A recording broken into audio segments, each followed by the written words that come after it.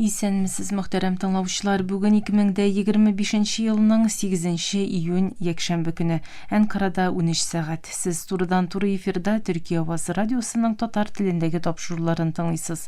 Безнең программа 16 метрлы кыска дулкынның 17615 кГц ишлыгыннан 42 дәрәҗә көнчыгыш юнәлешендәге Түрксат 3 һәм Түрксат 4 яршиннәре белән 3 тапкырда trt.dinle.com интернет адресы аша һәм кесә телефоннарының TRT Dinle тыңла кушымтасыннан Вот Ист радио каналыннан тапшырыла. Тапшыру безнең бүгенге чыгарылышында соңгы хәбәрләрдән соң Төркиянең тышкы сәясәте программасы белән кызыклы темалар язмасын тәкъдим итәрбез.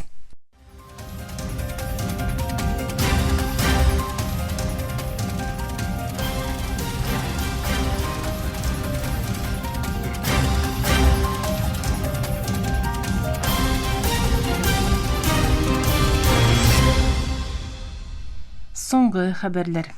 Русия Харьковка оештырган һөҗүмдә бер кеше үлде, 40-тан артык кеше яраланды. Украина дәүләт башлыгы Владимир Зеленский белдергәнчә, Русия тынычлык урнаштыру тәкъдимнәрен игътибарга алмыйча сугышырга дәвам итә. Зеленский Украинаның төньяк көнчыгышында урнашкан Харьков шәһәренә оештырылган һавадан һөҗүмдә бер кешенең якты дөньядан китүен, 40-тан артык кешенең яралануын ачыклады. Дәүләт башлыгы бер балалар паркы янындагы бинага террор һөҗүменең ясалуын җиткерде. Илбашы шимбә көнне Telegram каналда булай дип язган иде.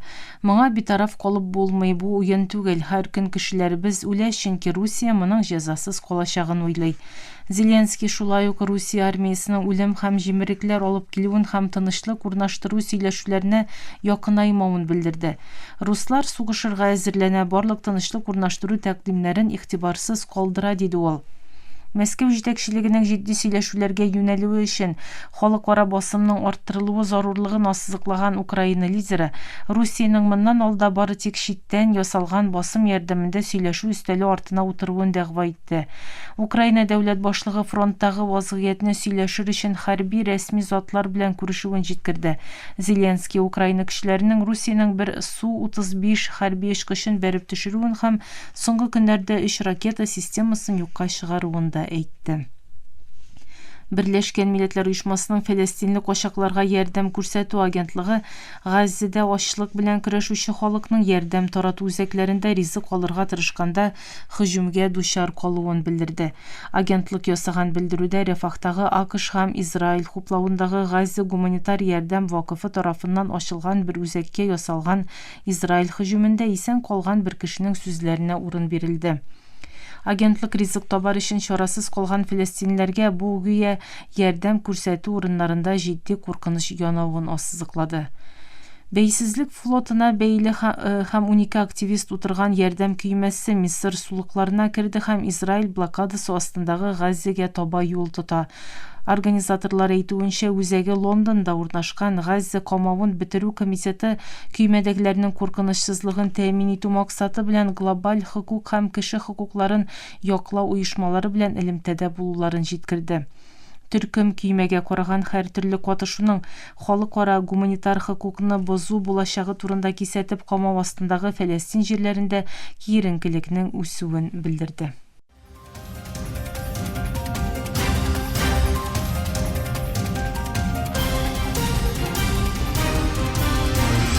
Төркия авазы дулкыннарында соңгы хәбәрләр тыңлыйсыз.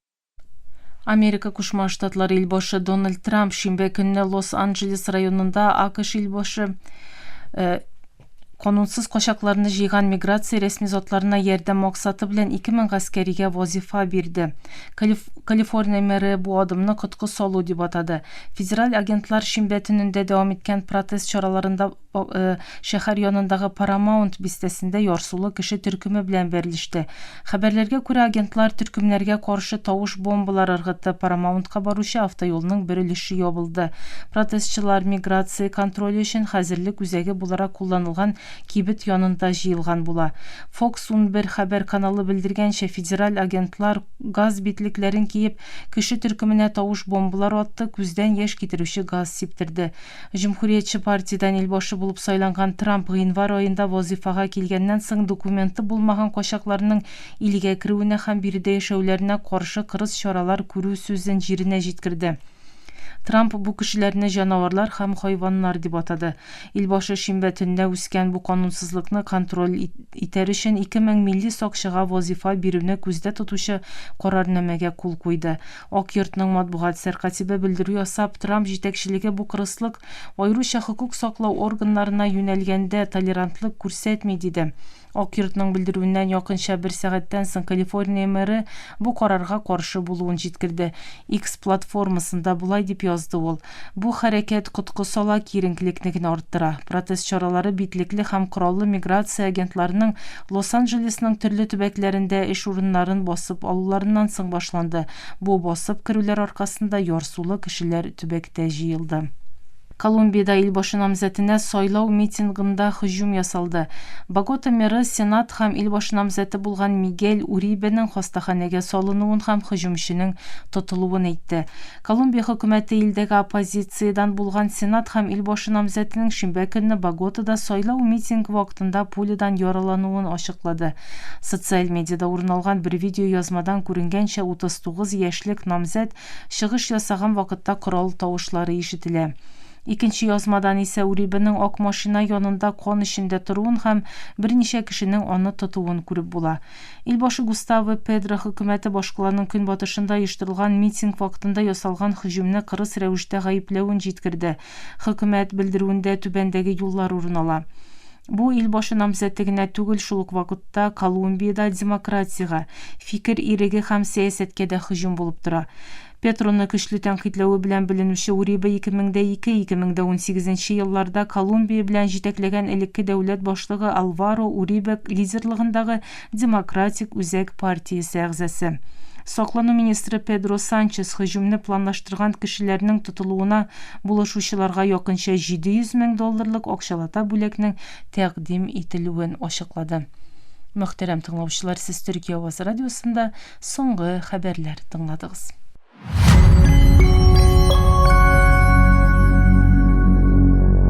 Бары тик 25 ел эчендә дөньяда һәр 2 өлкән кешедән берсе симерү белән авырый ала. Бу исә әлеге сәламәтлек проблемасы белән якында мин яки син дә очраша аласың дигән сүз. Яңа тикшерү шуны кисәтә. Әгәр җитди үзгәрешләр кертелмәсә, 2050 елга кадәр дөньяда барлык өлкән кешеләрнең якынча 60% гәүдә авырлыгы артык яки семиз булачак. Бу хәл бигрәк тә Төньяк Африка, Якын Көнчыгыш, Латин Америкасы һәм Кариб утраулары өчен борчу тудыра. Чөнки мәгълүматлар бу төбәкләрдә семиз яшьләрнең 3тән 1 яшәячәген күрсәтә. Ләкин бу айрым бер төбәккә генә кагылышлы проблема түгел. Тикшерү күрсәткәнчә, әгәр хәзер үк чаралар күрелмәсә, дөнья күләмендә сәламәтлек саклау системалары зур авырлыклар кичерәчәк. Бүгенге тапшыруыбызны беренче тапкыр 2025 елның 4 мартында ТРТ Африка сайтында басылган Төньяк Африкада симерү кризисы якынлаша, яңа тикшерү кисәтә дигән мәкаләгә нигезләнеп әзерләдек. Симерү гәүдә авырлыгының кеше сәламәтлегенә тискәре ягынты ясый ала торган дәрәҗәдә май катлыбы исәбенә зураюы ул. Күп вакытта гәүдә авырлыгы индексы аша бәяләнә. Бу күрсәткеч буй һәм авырлыкка нигезләнә. Гәүдә авырлыгы индексы 30 һәм аннан югарырак булса, кеше семиз дип санала. Симерү йөрәк авырулары, диабет һәм кайбер яманшыш авыруларын да кертеп, җитди сәламәтлек проблемалары куркынычын арттыра.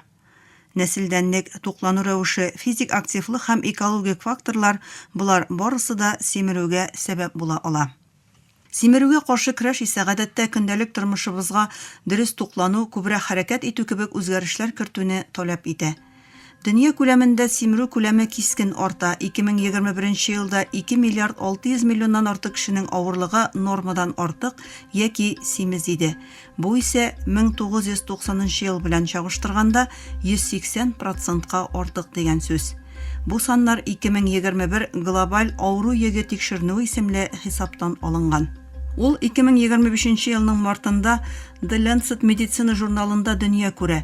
Тикшеренү Bill and Melinda Gates фонды тарафыннан финанслана һәм ул дөнья күләмендә меңләгән галимне бергә очраштыра. Ул дөньяның иң ашыгыч сәламәтлек проблемаларының кайберләрен чишү өчен зур күләмле хезмәттәшлек тырышлыгы. Алар семерүне гасырның иң зур сәламәтлек проблемаларыннан берсе дип атый. 204 илнең мәгълүматлары каралган тикшеренү нәтиҗәләре күрсәткәнчә, дөньядагы өлкән симез кешеләрнең яртысыннан күбрәге бары тик 8 илдә яши. Алар Мисыр, Кытай, Һиндстан, Америка Кушма Штатлары, Бразилия, Русия, Мексика һәм Индонезия.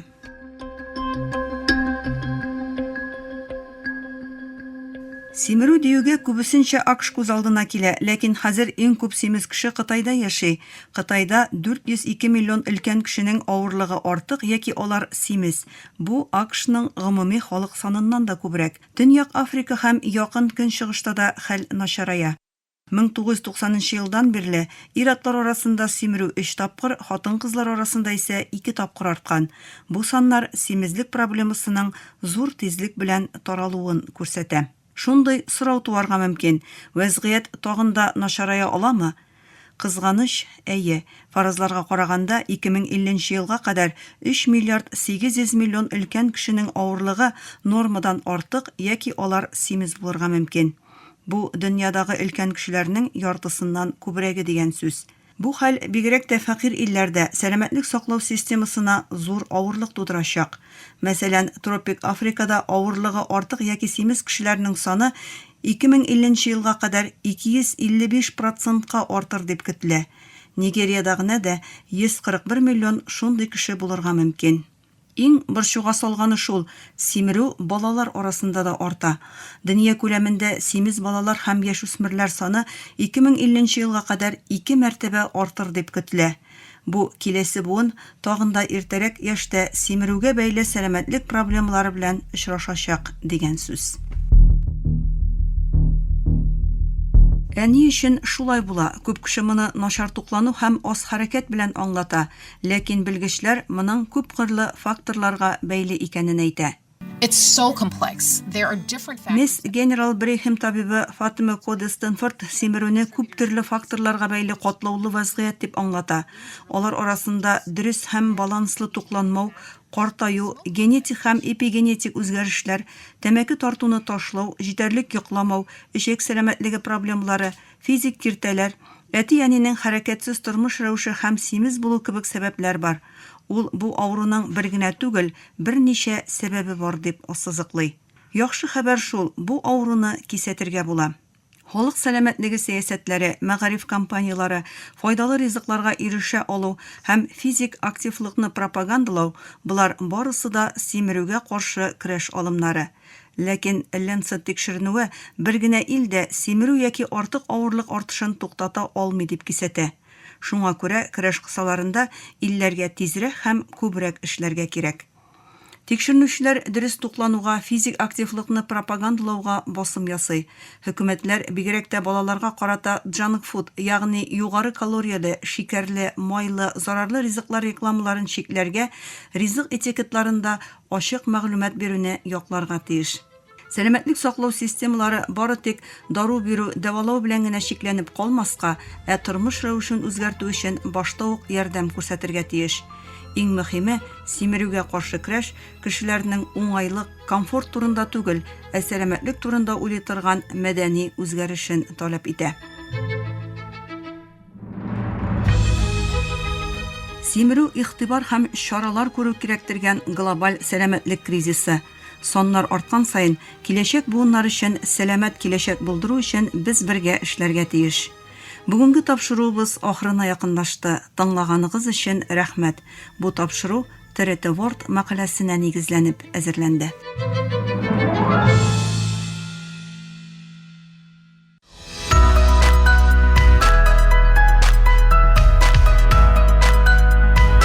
TRT Türkiye Ovazı dünyanın her uçmağında tәүлек буе сездин белән.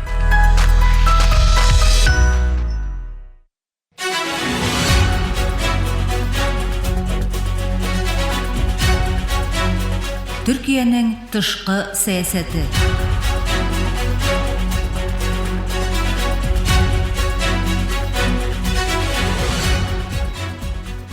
Мөхтәрәм тыңлаучылары, Төркиянең тышкы сәясәте исемле тапшыру тизмәбезнең чираттагы чыгарылышын тәкъдим итәбез.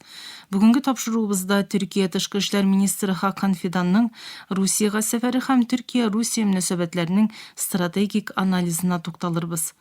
Игътибарыгызга халыкара мөнәсәбәтләр белгече фәннәр докторы Джемил Дуач Ипәкнең аңлатмасын тәкъдим итәбез.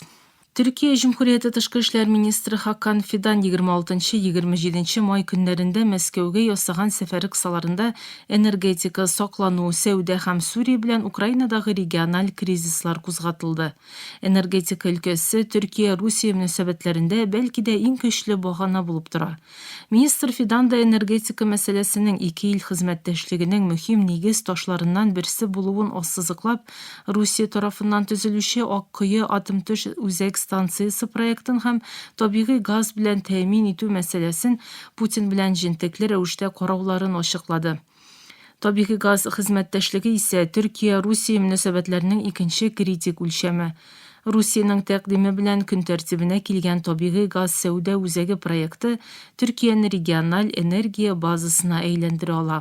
Соклан өлкәсендә Төркия белән Русия арасындагы хезмәттәшлек соңгы елларда халыкара көн тәртибендә киң яңгыраш тапты. Аеруча Анкара җитәкчелегенең НАТО берлектәшләреннән ала алмаган һава саклану системасы ихтыяҗын канәгатьләндерү өчен 2017 елда Русиядән С-400 ракеталарын сатып алуы Вашингтон җитәкчелеге белән мөнәсәбәтләрендә давыллы чорга китерде. Төркиянең С-400 ракеталарын алуы АКШ белән берничә елга сузылган кризисны тудырып, Анкара җитәкчелегенең F-35 программасыннан чыгарылуына һәм АКШның чикләүләренә дучар калуына сәбәпче булды. НАТОга әгъза ил буларак Төркия саклану өлкәсендә Русия белән якынайганда берлектәшләрнең дә борчуларын бетерергә тырыша. Анкара җитәкчелеге Русиядән алынган системаларның НАТО аскырмасы белән интеграцияләнә алынмаячагын һәм иттифакка зыян китерү ниятле булмавын күп тапкырлар белдерде. Анкара үз куркынычсызлыгын ныгытканда Көнбатыштан да акыллы карар тәкъдимнәрен көтә, югыйсә альтернативаларны сайлауның табигый хакы булуын җиткерә.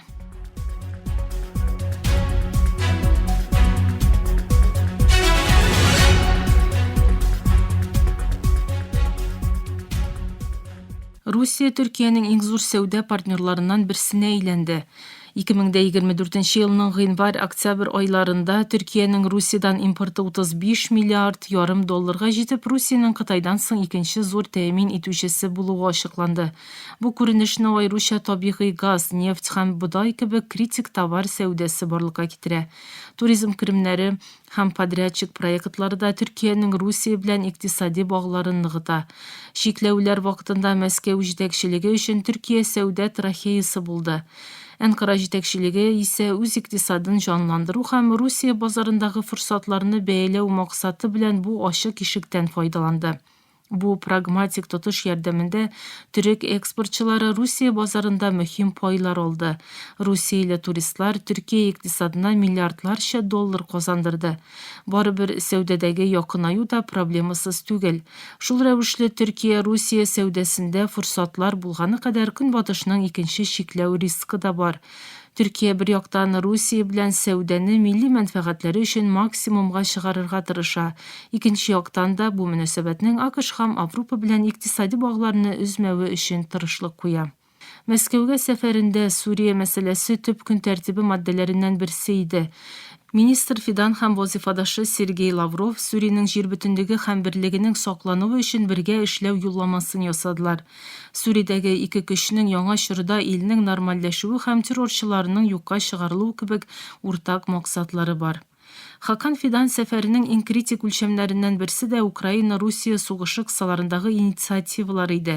Төркия сугыш башланганнан бирле арадашчылык роле белән алгы планда булды. Мәскәү һәм Киев җитәкчелекләре белән сөйләшә алучы сирәк уенчылардан берсе иде. 2025 елда исә Төркия бәрелешне туктатачак дипломатик шишелеш эзләнүләрендә янә үзәктә. Сәфәр вакытында уңай тәрәккыят буларак Русия ихтималлы яңа сөйләшү туры өчен кабат Истанбулга юнәлде. Sergey Lavrov ikinci tur Rusya-Ukrayna сөйләшүләрен Istanbulda үткәрергә теләвен ачыклады. Анкара җитәкчелеге НАТО әгъзасы буларак Украинаның җир бөтенлеген хуплый. Шул ук вакытта Мәскәү белән диалогны да үзмичә тигезлек сәясәтен оста итеп алып барырга тырыша. Шуның өчен Киев һәм Мәскәү җитәкчелекләрендә ышаныч тудырган Төркия сугыш беткән очракта куркынычсызлык мәсьәләсендә сүз иясе булуны максат итә. Türkiye ministrының Мәскәүгә сәфәре белән символлашкан барыш Төркиянең күп яклы тышкы сәясәт аңлаешын күрсәтә. Энергетикадан алып саклану өлкәсенә, сәүдәдән алып дипломатиягә кадәр сузылган киң диапазонда Русия белән мәнфәгать нигезле партнерлык корган Анкара җитәкчелеге икътисадын һәм стратегик халәтен көчәйтүне максат итеп куя. Бу мөнәсәбәт Төркиягә глобаль һәм региональ мәсьәләләрдә тагын да күп сүз иясе булуны һәм бәйсез эш башкаруны казандыра. Көнбатыш белән традицион иттифак тигезлеген дә сынай. Иң мөһиме тигезлек сәясәтенең яхшылап алып барылуы һәм Төркия-Русия хезмәттәшлегенең Көнбатышка каршы күчәргә әйләнмичә милли мәнфәгатьләр өчен дәвам итүе.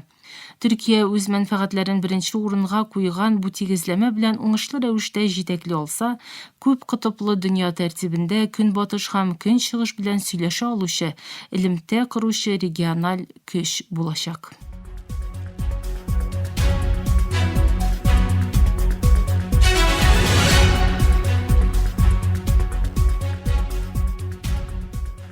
Хөрмәтле тыңлаучылар, сез халыкара мөнәсәбәтләр белгече фәннәр докторы Җәмил Дуач Ипәкнең аңлатмасын тыңладыгыз. Киләсе атнада күрешкәнгә кадәр исән, имин булыгыз.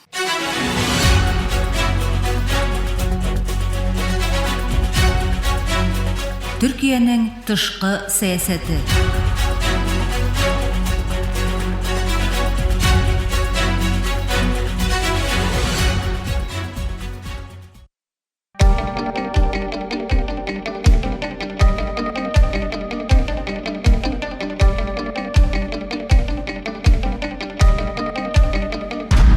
Türkiye Ovazı Radyosu her vaqtdagıcha yanınızda.